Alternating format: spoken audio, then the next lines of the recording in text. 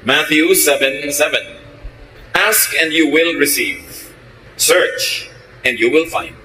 Knock and the door will be open to you. Ang ating pag-aaral, pinamagatan natin, attract blessings. Paano ba inaakit natin, lumapit sa atin ang mga pagpapala? Ama namin, salamat po dahil kayo Diyos na gustong mag-bless, magpala sa inyong mga anak. Ituro niyo sa amin ang tamang daan, saan kami lulugar, anong dapat namin gawin para kami tumanggap ng iyong mga pagpapala. Bless us, Father, enlighten us, strengthen us. In the name of Jesus, your Son, we pray with thanksgiving. Maraming mga tao, ang tanong nila, paano ba ako magiging blessed? Ang tanong pa ng iba, mas diretso, paano ba ako suswertehin? Bakit parang mailap sa akin ang kapalaran? Tapos parang ang dali-dali na lumapit sa iba.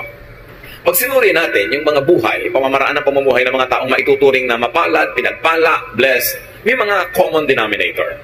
At nasa Biblia mismo ang susi kung paano ang tao ay magiging blessed o tatanggap ng pagpapala. How to attract blessings?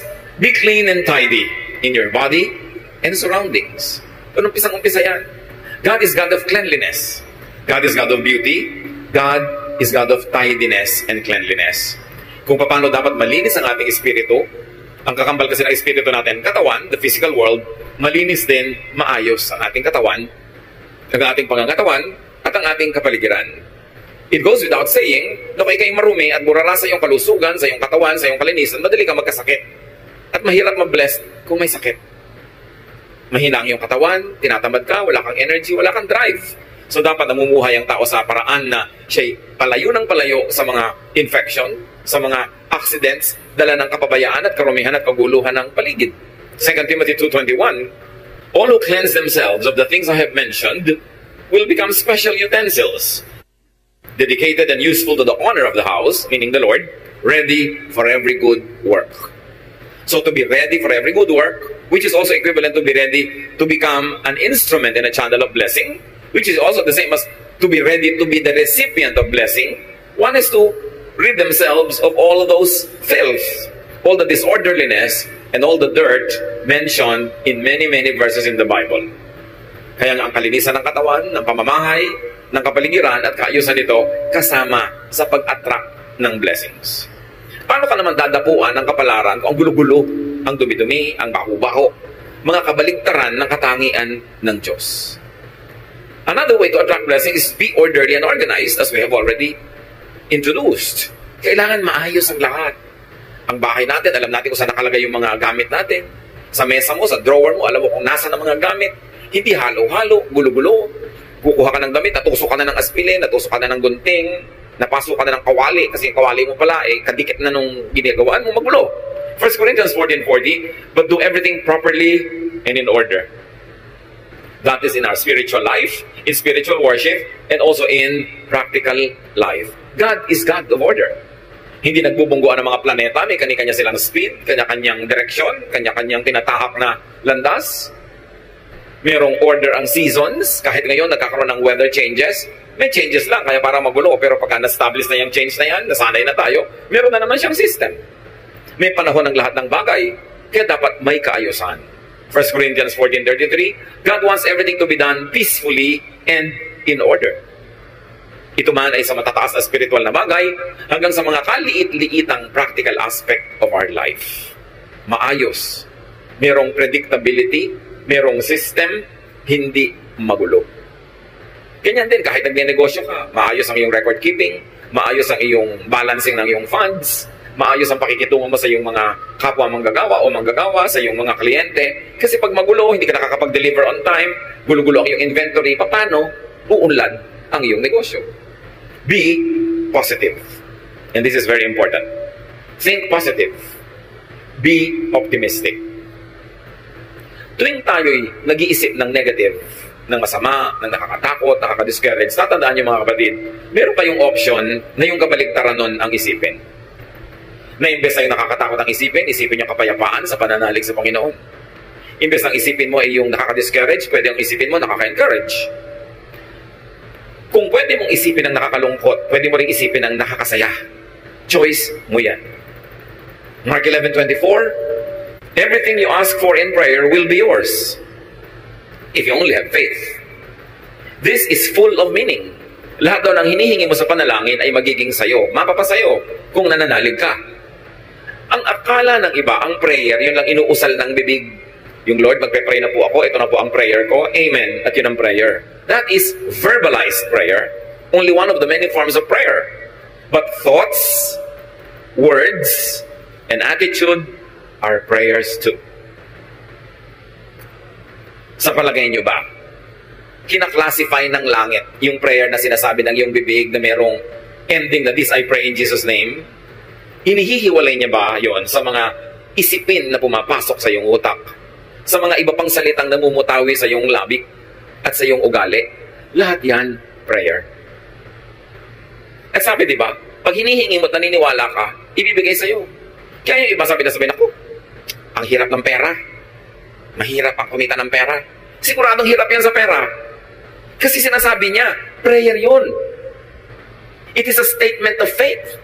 Ano yung paniniwala mo? Na mahirap kumita ng pera. Eh di ba sabi, when you ask in faith, it will be given to you. Kaya pag sabi mo na ko, yung biyanan ko, wala nang hope yan. Yun nga nangyayari, nawawala ng hope. Because that is your prayer. Pag lagi mo sasabihin, ang hirap ng buhay. Humihirap talaga ang buhay. Dapat nating malaman na ang prayer hindi lang yung minememorya ng iba at hindi lang yung magagandang mga pananalita na may introduction na magpe-pray na tayo tapos ine-endan mo ng amen. Lahat ng tumatawid sa iyong isip, lahat ng lumalabas sa iyong bibig ay panalangin. Kaya pag sabi mo, naku, wala na akong pag-asa, ganito lang ako, nagiging ganun ka talaga. Kasi yun ang hinihingi mo. And the greatest deception is people don't realize that they are always praying. And only when you think that way, will you realize that it is possible to pray without ceasing. Di ba sabi, pray without ceasing? Pwede ka ba namang hindi tumigil manalangin? Yes, kasi pati ang iniisip mo, panalangin. Pati ang panaginip mo, panalangin. When it crosses your mind, it registers in heaven. Because we connect with God through our thought. Paano ba tayo kumukonect sa God? Through our hands? Kipag-holding hands ba tayo sa Diyos? Through our lips? Through our feet? No, through our thoughts. And what you think of, get registered in heaven. And when you believe in what you are thinking of, therefore you believe in your prayer, it is given to you.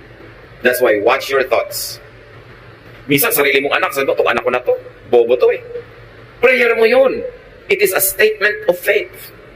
Pag sasabi mo, wala naman lalaking faithful, eh di ganun nga mangyayari sa husband mo sa'yo kasi sinasabi mo na eh, pinagdadasal mo na. Bantayan natin ang mga pinagsasasabi natin kasi natutupad. That is the great and mysterious power of the spoken and the unspoken word. It happens. Kasi we were created in God's image. At pag ang Diyos inisip niya, sinabi niya, nangyayari. Pag sinabi niya, let there be light, nagkakalight. Pag sinabi niya, let waters and the earth separate, nangyayari. Eh, we were created in God's image. May kapangyarihan ang ating salita. That's why with every word you say, you either bless or curse your own life and others. Kaya dapat mag-isip. Attract blessings, speak good, kind, and positive words. Siyempre, birds of a feather flock together. Ang nagbabarka-barkadahan, ibong magkakamukha ng balahibo. At ganoon din yun. Kung ang balahibo ng yung ibon ay puro negative, ang ma-attract niya kabarkada, negative din. Pag kulang ng pananalig, yun ang ma-attract niya, weakness, failure, fear, kasi magkakabarkada yun. Proverbs 16:24, kind words are like honey. They cheer you up and make you feel strong. So have only kind words for others to strengthen them, and have kind words also for yourself to strengthen yourself. And when you are strong emotionally, when you are strong spiritually, you become strong physically. And when you are physically, emotionally, spiritually strong, you are ready to receive blessings. Blessings go to the strong, to the happy, to the positive. Because magkamukha sila, magkabarkada sila. Prepare yourself to be blessed. Pag may nangyayaring hindi maganda sa iyong buhay, pwede mong yun i-celebrate. Palakihin mo siya. Hindi maganda ang buhay ko, kawawa naman ako, api ako, wala akong talent, mahirap ako. Sige, paulit-ulitin mo at di kanyan iiwan. To change the situation, you've got to change your thought about it first. Be changed by the renewing of your mind. It's all in the mind. It's all in the thought. Kaya pag nakokontrol mo yung direksyon ng yung utak, uy, teka, nagne-negative ka utak, ayoko niyan, ipapositive ko to. Uy, nagiging afraid ka, gagawin ko, faith, ang kapalit, mananalig ako. Decision yan. So kind words are like honey. You know, unkind words are like acid. Pag ang bibig mo lagi ang laman ay unkind words, parang lalagyan niya na may lamang asido. It destroys its own container. So prepare to be blessed by thinking positive, by being positive. It is a choice. It is a habit to be positive or to be negative. But you know that God is positive. Paano kanya i-bless kung negative ka? Hindi ka handang tumanggap. Another way to attract blessings is to be a blessing to others. Matthew 5:16, make your light shine so others will see the good you do and praise your Father in heaven. When people praise God because of what they see in you, is it too far for God and too difficult for God to bless you? Because He gets delighted when He is praised. And He is worthy of praise. Pero kung napipintasan ng Diyos dahil sa iyo, alam mo na kung anong ina-attract mo na energy. Yung kasabihang talbog sa akin, dikit sa'yo. Pag blessing ka sa iba, tatalbog din yung blessing, didikit sa'yo. Pagka curse o sumpa ka sa iba, tatalbog yung sumpa, babalik sa'yo didikit. Because what you give is what you get. Ganun ang rule of life. What you give is what you get. So when you give blessings, anong ibibigay sa'yo ng kalangitan? Kundi blessings din. Kaya yung mga mararamot, yung mga mahilig na gumawa ng masama sa kapwa, manira, hindi nila alam, sarili nila ang magiging sira pagkatapos nun. Bumabalik at bumabalik sa atin parang boomerang ang lahat ng ating hinahagis. Kaya kung dumudura ka sa langit, sa mukha mo rin lalaglag ang iyong dura. Pagka nang aapi ka ng kapwa, may balik yon. Pag naninira ka, gumagawa ka ng masama, may balik yon. Kaya nakikita nyo ha, most of the time, mga chismosa, hirap sa buhay. At kung hindi man sila nahihirapan ngayon, baka bukas pa. Pero kadalasan, isipin nyo lahat ng chismosa kilala nyo sa buhay nyo. Mga hirap sa buhay. Kasi negative. Kasi laging naninira. You attract blessings, give. Be a giver of good things. Be generous with what you give. Proverbs 11:25, be generous and you will be prosperous. Help others and you will be helped. Napakadali namang maintindihan. Gusto mo palang lumuwag ka sa buhay, sumagana, maging mariwasak, maging palabigay, at palabigay ng pabulosong paraan. Kasi sabi, pag tinutulungan mo ang iba, tutulungan ka rin ng Diyos at ng iba. Yan ang sikreto para lumuwag ang buhay. Huwag kang maramot. Nakikita niyo yung mga mararamot? Mga hirap na hirap din sa buhay. Kumisa ang damot-damot, laging nanlalamang, nakakaipon ng konting pera, tapos biglang isang grabing sakit, ubos ang pera. Nagbabalansi lagi. God is the greatest accountant. Laging may debit, may credit, laging may balance. At binabalansin ng langit ang lahat ng negative na binibigay natin sa kapwa at sa mundo. At ganon din ang positive. Ibinabalik. What you give is what you get. Yan ang rule ng kalangitan. And you keep what you give away. Parang baligtad. Pero ganun talaga. You lose what you are trying to selfishly keep for yourself. But what you try to give comes back to you. And even if it doesn't come back to you the moment you give it, the mere fact na may ibinigay ka, ibig sabihin na una ka nang tumanggap. Kaya pwede ka na magbigay. Kaya kahit hindi ibalik yon, panalo ka na rin. Kasi may naibigay ka nga, ibig sabihin, may natanggap ka na noon pa. Kung hindi, wala ka namang ibibigay. You attract blessings, be industrious. Kailangan masipag. Pag kami nagtatanong sa akin young person, namimili kung sinong papakasalan among several choices. Everything being equal, anak, sasabihin ko, tingnan mo kung sino yung masipag. Yung masipag, malayo yan sa gutom, lalo't smart. Pero kahit gwapo, tamad, gutom yan, at pag kumakalam na yung sikmura mo, hindi ka tayo magugwapuhan dyan. Kailangan masipag. Masarap kasama ang masipag. Magaan kasama. So, be industrious. You want to attract blessings? Alam nyo, God is God who works. So, 6 days you should labor, and the 7th you should rest. So, 6 days of work, bago ka magkaroon ng 1 day of rest. Hindi ka tulad naman ng iba, 6 days of rest, 1 day, rest pa rin. Walang work. Tapos gusto magkapera. Work well. It's not enough that you work. You work well. Para yung quality ng trabaho mataas. Nakakalungkot naman, ang sipag-sipag mo nga, pero napakaliit naman ang sweldo doon sa pinagtatrabahuhan mo. Dapat humanap ka ng iba na yung sipag mo masusuklian ng tamang katumbas na sweldo o kita o tubo. Kasi marami naman masipag, kaya lang hindi smart. nagasgas na, napagod na, namatay na katatrabaho, pobre pa rin. Kasi yung kanyang ginagawa, hindi sapat yung kinikita niya sa kanyang pagod. Dapat sapat para sulit. Kung magtatrabaho ka ng 7 taon, 10 taon, 50 taon, dapat mas marami kang kinita kaysa nagtrabaho ka rin ng ganung kahaba na ang konti-konti ng kinita mo. Be productive. 1 Thessalonians 4:11. Try your best to live quietly, to mind your own business, and to work hard, just as we taught you to do. So, hard work. Focus on what you do, not on what others do. Pag lagi kang nanonood sa buhay ng iba, hindi ka makakapamuhay ng sarili mong buhay. Kailangan nakafocus ka sa ginagawa mo, hindi sa ginagawa ng iba.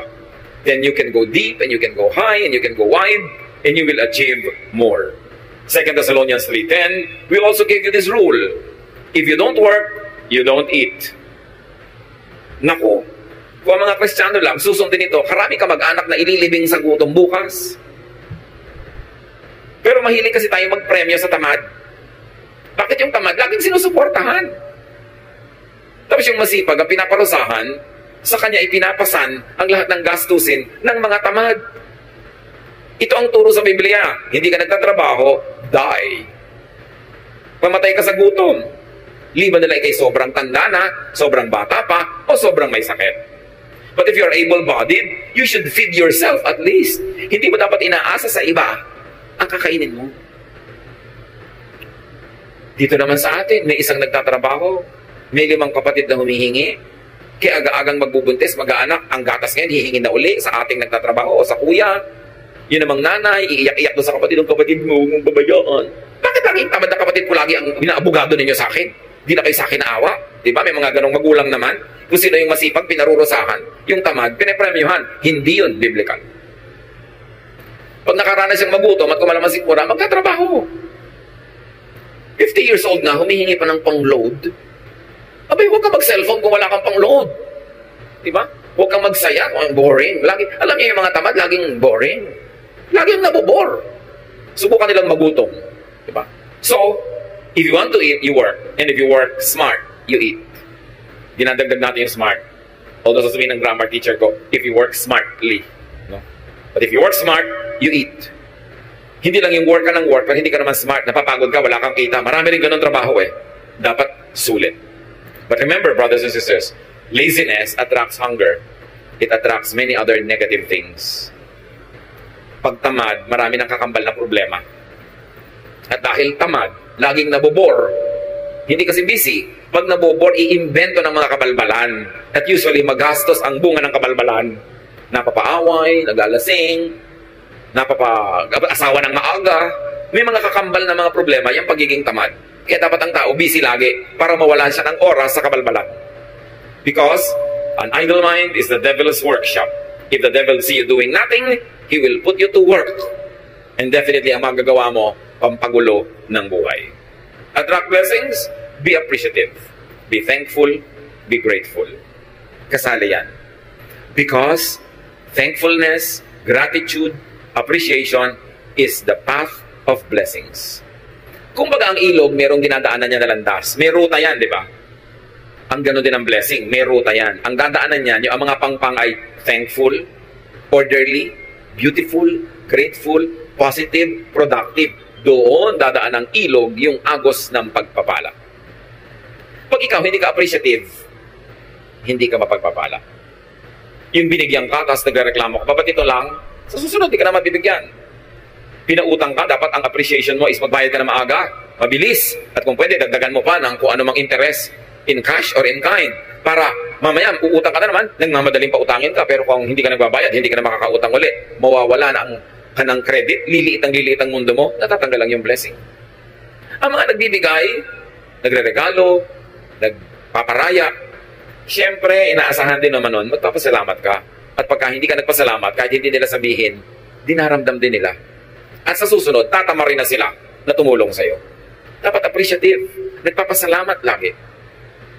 Merong isang asawa, niregaluhan ng husband ng isang blouse, pagbukas ng bag ng regalo, ang sabi ko, ay, hindi naman ganyan ang color na gusto ko. Sabi ng husband, lamunin mo para mawala yung kulay na ayaw mo. Dahil binigyan na nga, nagre-reklamo pa. May mga ganun, bibigyan mo ang hahanapin, kapintasan, reklamo, etc. etc. Pasalamat ka, binigyan ka ng blouse. Pasalamat ka, binigyan ka ng ganito, ng ganun. Hindi yung magre-reklamo ka pa. Si Jesus, may pinagaling siyang 10 ketongin. Nung naggalingan, nagtakbuhan na pa uwi yung siyam. Isa lang yun nakaalala, ay, nag-about face, at nagpasalamat kay Jesus. Luke 17 to 19, Jesus asked, weren't 10 men healed? Where are the other 9? Why was this foreigner the only one who came back to thank God? Then Jesus told the man, you may get up and go. Your faith has made you well. Sa 10 pinagaling, isa lang yung na-affirm, na-confirm, at na-cement yung kanyang paggaling. Yung siyam, hindi natin alam kung bumalik ulit yung ketong nila. Pero isa lang ang in-affirm ni Lord. Kasi isa lang yung nagpasalamat. Mapagpasalamat tayo dapat. Pagka ikay nakakatanggap, bigay ka agad. Sa nagbigay sa'yo o sa ibang nangangailangan, ganun ang pagpapasalamat. Hindi susuluhin mo lang. At magpapahayag ka talaga ng thanksgiving. Gano'ng karami pa ngayon ang nagpapadala ng thank you card, kahit sa text. Hindi yung pagka nabigyan ka na, nakalimot ka na. Pagka masaya, nakakalimot, pag lang malungkot, nakakaalala. Ang mangyayari, masisira ang papel mo. Hindi ka na kakatuwaan ng iyong kapwa. And you know, we all need help to succeed. We need help in the beginning and in the end. But people help only those that they like. So pag nadala sa'yo, hindi ka appreciative, hindi ka nagpapasalamat, wala man lang mahita at mapala sa'yo sa kagagawa sa'yo ng mabuti, mauubos ang gumagawa sa'yo ng mabuti, liliit ang iyong mundo at mawawala ang iyong mga blessing. Matthew 7:7, ask and you will receive. Search and you will find. Knock and the door will be open to you. But remember, you ask, seek, and knock with your thoughts, with your words, with your actions. Lahat yan, prayer. Kahit hindi ka mahilig sa formal prayer, group prayer, corporate prayer, kung ang thoughts mo lagi, words mo at buhay, ay nakasang-ayon sa mga katuruang ito, nagdadasal ka actually. At dinidinig ang iyong dasal. Remember, you attract what you think of. Pag ayaw mo, huwag mong isipin. Kasi oras inisip mo na, pupuntahan ka niya. Ayaw mong matakot, huwag kang mag-isip ng nakakatakot. Huwag kang manood ng nakakatakot, huwag kang makinig ng nakakatakot, kasi oras na pinapasok mo yan sa utak mo, hindi ka na niya lulubayan, lagi ka niyang tatakutin. Pagka ayaw mong ma-discourage, huwag kang makipagkwentuhan sa nakaka-discourage na tao. Kung ayaw mo makaladkad ka sa mga gulo at chismis, huwag kang makipag-usap sa mahilig sa chismis. You attract what you think of. Kaya yung lagi mo iniisip, may sakit ka, natatakot ka, mamaya may sakit ka na nga. Isipin mo malusog ka. Because ang iniisip is a declaration of faith. And when you believe in it, it will happen. Ganon ka-powerful ang ating mind. Kasi mind of all our body parts, mind is the throne of God. Doon talaga nakatira ang Diyos. At yun ang inaagaw ni Satanas, yung mind mo rin. Gusto niyang tumira din siya doon para yung mga isipin niya, pumasok sa isip mo, yung mga pananakot niya, yung mga panggigipit niya, pagpapahirap niya, pag-aakit niya, utak ang pinag-aagawan. Kaya dapat ilok-lok natin sa ating utak ang Diyos. Hindi si Satan. Hindi mga negative, hindi mga nakakatakot, hindi mga nakakasira ng loob. You attract what you think of, you attract what you say. Watch your language. What you say will come true. And you attract what you do. Yan ang mga prayer. Luke 6:38, give, and it will be given to you. A good measure, pressed down, shaken together, and running over, will be poured into your lap. For with the measure you use, it will be measured to you. Kung anong ibinibigay mo, yun ang tatanggapin mo. Kung paano ka magbigay, ganun ka rin paano tatanggap. So give, and you will receive. Be a blessing, and you will be blessed. Dear Lord, we thank you for these reminders. Salamat sa mga paalala nyo na hindi naman mahiwaga para mabless. Itinuro nyo sa inyong salita kung paano kami mabibless. Buksan nyo po ang aming isip. At sa mga alam na namin, turuan mo kami maging masunurin, that we do not resist your word when we hear it. That today as we hear your word, we do not harden our hearts as in rebellion. Kundi maging teachable kami. And we should be willing to change our ways. To change from negative to positive. From ungrateful to grateful. From unloving to loving. From unhappy to happy. Teach us, Lord, to pattern our thoughts after the thoughts of your Son, Jesus. Madisiplina namin ang aming isip at ang aming bibig at tumindig kami lumugar kung saan dumadaan ang agos ng iyong pagpapala. Pagbulay-bulayan natin ang mga ito, mga kapatid, kung paano i-apply sa ating personal life. Meditate on it for a minute. Think about what this message is telling us and decide to heed the word of truth, truth that liberates and empowers. Be alone with the Lord in